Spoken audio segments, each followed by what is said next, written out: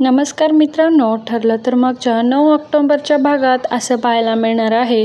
इथे अर्जुन आणि सायली प्रतिमा त्यासाठी लाडू करत असतात. अर्जुन किचनमध्ये असतो. आज सगळ्यांना आश्चर्य बसलेला असतो. अर्जुन चक्क सायलीला मदत करत असतो. तो विचारत असतो, मी काही मदत करू का? मी ठेवतो, हे सगळे जागेवर मी ठेवतो. नाही हो सर, मी करते, तुम्ही जावा म्हणत असते सायली. पण अर्जुन ऐकत नाही. सायलीला खूप मदत करतो अर्जुन. मग सगळे अर्जुनकडे बघून चक्क होतात आणि हसू लागतात. हे काय? मग अस्मिता त्यावर म्हणूच लागते, हे काय अर्जुनने असं बायकोचं शेपूट बनून आज किचनमध्ये काम करायला लागलंय की काय? प्रतिमा त्या जाणार म्हणून हा लागलाय की काय तयारीला, असं म्हणत असतो. मग त्यावर अर्जुन म्हणतो, हो मी करू शकतो रोज माझ्या बायकोसोबत काम, असं अर्जुन म्हणतो. सगळ्यांना छान पण वाटलेलं असतं अर्जुन काम करत असतो म्हणून. इकडे प्रताप म्हणत असतो की वारे वा अर्जुन, तू तर चांगलं काम केलंस, रोज करत जा, म्हणजे सायलीला पण जरा बरं वाटेल. मग त्यावर कल्पना म्हणते, अर्जुन चक्क तू आज स्वयंपाकघरात काम करतोयस हे बघून खूप आश्चर्य वाटलं मला, असं कल्पना म्हणते. मग त्यावर चैतन्य म्हणतो, कल्पना मावशी, तू आणि विमलताई आजपासून स्वयंपाकघरात जाणं बंद करा. तुमची ड्युटी ना तुम्ही अर्जुन सरांना द्या, म्हणजे अर्जुन सर आणि सायली दोघे मिळून काम करतील छान. मग कल्पना म्हणते, अरे हो ना. मग त्यावर अस्मिता म्हणलेली असते, प्रतिमा त्या जाणार म्हणून आज अर्जुननी घेतलंय की काय ड्युटी. त्यावर सगळेजण मग प्रतिमा त्या म्हणल्यावर जरा नाराज होतात. मग इकडे प्रिया, प्रतिमा आणि रविराज बॅग पॅक करून खाली आलेच असतात. तितक्यात सगळ्यांना खूप वाईट वाटतं प्रतिमा जाणार आहे म्हणून. प्रतिमाला देखील खूप वाईट वाटत असतं. तिला जायचं नसतं, पण तिचा नाईलाज असतो, तिला स्वतःच्या घरी जावंच लागत असतं. मग त्यावर प्रिया म्हणते, हो आम्हाला उशीर होईल, आम्ही निघू मग इकडे प्रतिमा त्या सगळ्यांना भेटायला गेलेली असते. मग सगळ्यांना खूपच वाईट वाटत असतं. प्रतिमाला पाठवणं म्हणजे पूर्णा आजीला जीवावर आलेलं असतं. पूर्णा आजी म्हणत असते, अगं प्रतिमा काळजी घे तू येत जा अधूनमधून, मला तुझी खूप आठवण येईल, मीच तुझी आई, हे तुला लवकर आठवू दे, हीच देवाकडे मागून घेते मी, असं म्हणते. प्रतिमा त्यावर हो मी येत जाईन असं मान हलवते. मग त्यावर प्रताप म्हणतो, असं कसं येणार, ही जर तिचं हक्काचं माहेर आहे ना, ती येणारच, असं प्रताप म्हणतो. मग त्यावर प्रताप म्हणतो, हो की नाही ग प्रतिमा, तू येशील ना? त्यावर प्रतिमा म्हणते, हो. मग सायलीला तर खूप वाईट वाटत असतं की प्रतिमा त्यासोबत तिचं खूप काही नातं जोडलेलं असतं, म्हणून तिला खूप वाईट वाटत असतं सायलीला. आता प्रतिमा त्या जाणार म्हणून सायलीच्या डोळ्यातून पाणी थांबत नसतं. तिने प्रतिमा त्यासाठी लाडू केलेले असतात. मग इकडे रविराज आणि प्रतिमा पूर्णा आजीच्या पाया पडत असतात. मग पूर्णा आजी म्हणते, अगदी नीट राहा, जपून राहा, काळजी घ्या.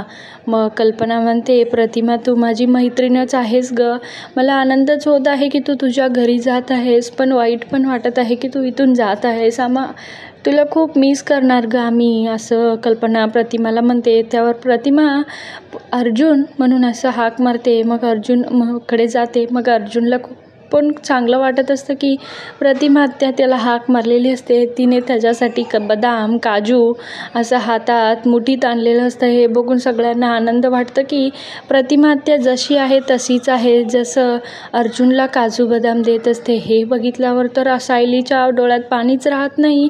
त्यावर इकडे प्रिया म्हणते, बाबा आपण निघूयात का, आपल्याला उशीर होतोय. हिला तर हे बघूच वाटत नसतं की प्रियाला हे सगळे सुखद क्षण तिला बघू वाटत नसतं.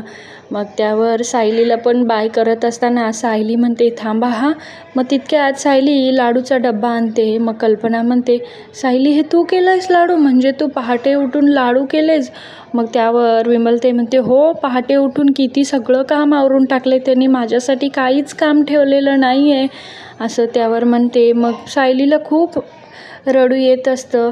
मग त्यावर प्रिया म्हणत असते, आपण निघू बाबा, चला उशीर होते. म्हणजे तिकडे सुमन काकीनं अगदी जंगी तयारी केली असेल, वाट बघत असेल ती आपली, म्हणून आई चल. मग रविराजसुद्धा म्हणतात, अगं प्रतिमा चल. मग प्रतिमाला निघता सायलीची खूप आठवण येत असते. सायलीने जे काही तिच्यासाठी केलेलं असतं ते तिला खूप आठवत असतं प्रतिमाला. मग प्रतिमाला सायलीने तिच्यासाठी घास भरवलेला, ह्या घरात आणलेलं सगळं आठवत असतं. मग इकडे बॅग पॅक करून सगळे चाललेले असतात. प्रतिमा पुढे तोंड करून चाललेली असते. सायली मात्र खूप रडत असते. सायलीला मात्र खूप रडू येत असतं. तिला थांबवतच नसतं. अश्रू अनावर झालेले असतात सायलीचे. मग तितक्यात प्रतिमा वळून बघते तर सायली पळत जाऊन तिला मिठी मारते. जणू त्याच मायलेकी आहेत त्यांना, असं त्यांना दोघींच्या मनाला वाटत असतं. पण दोघी इतके ढसाढसा रडू लागतात. अर्जुनला सुद्धा ते बघून खूप वाईट वाटतं. प्रतिमा देखील खूप रडू लागते. त्यावर ह्या प्रियाला बघवत नाही.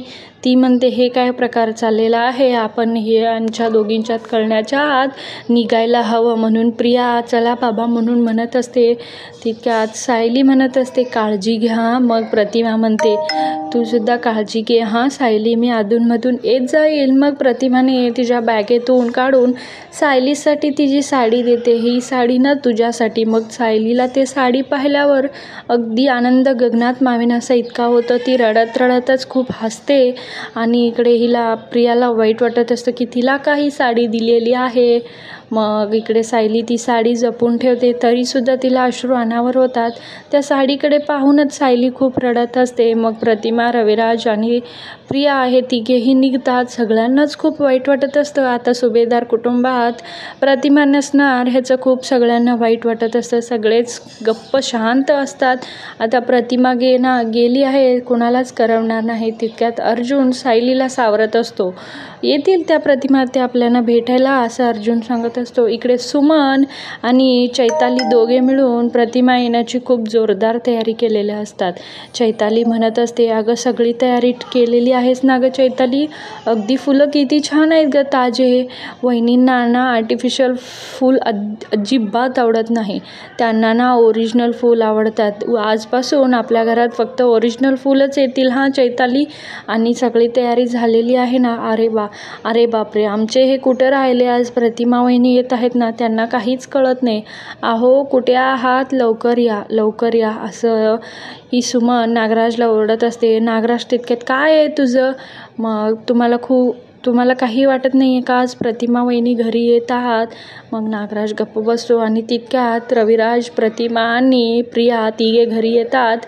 मग प्रतिमा घरात हातपाय ठेवताच तिला कसं तरी वाटत असतं. त्यावर रविराज म्हणतो, प्रतिमा तुला आठवतंय का गं, तू पहिल्यांदा ह्या घरी येताना माप ओलांडून आलेलंस. हो अगदी वहिनी, तुम्ही किती वर्षांनी ह्या घरात आला आहात, ते तुमचं हक्काचं घर आहे, तुमचं स्वागत आहे तुमच्या हक्काच्या घरात, असं सुमन म्हणत असते. मग तितक्यात ती, थांबा 2 मिनटं थांबा चैताली, लवकर ये गं, असं म्हणून आरतीचं ताट घेऊन सुमनने प्रतिमाला ओवाळते. मग खाली माप ठेवलेला असतो. मग रविराज म्हणतात, प्रतिमा हे माप ओलांडून ये गं. सुमन पण खूप खुश असते. सुमन म्हणते, वा प्रतिमा वहिनी, तुमचं खूप स्वागत आहे तुमच्या हक्काच्या घरात, हे माप ओलांडून तुम्ही आत या. मग प्रतिमा आत माप ओलांडून येते.